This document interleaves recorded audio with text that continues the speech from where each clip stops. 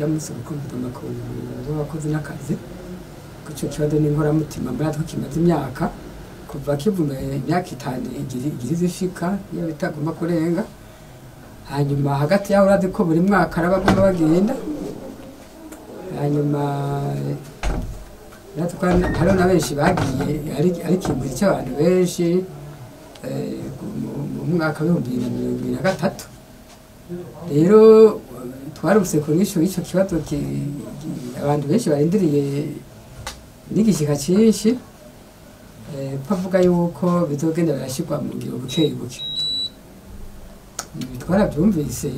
yari vumbere turashimye mugabo tubatsa kangonongono uko buke buke bazohera kuri bande mu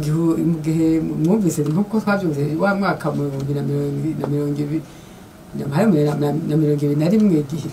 ni mu mwaka wa 2020 gihe togwa n'abene gihugu agashikira igihugu cyari byahereye no mu matora bavuga yuko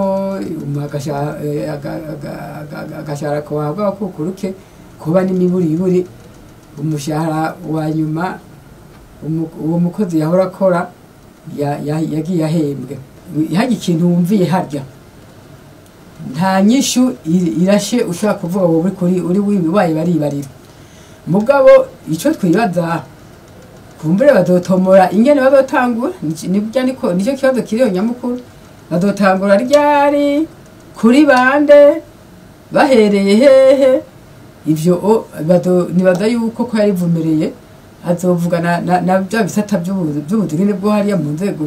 yarangura ibikorwa bavuga na ya mashamwe y'abiraba mu by'agateganiza kajyanye n'agakukuru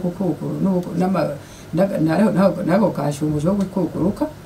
baheze babitomore babivuge nayo ubundi ko byumva tubifata nk'uko mwe tukabizikana ku mutima tukadorida ingene bizotomoka niho ndakuraba kwa dote ndasoboka kumbure itegeko rizotomora ingene rero ubuzotangura kuko urumva hari imigwi y'abakozi benshi babirindiriye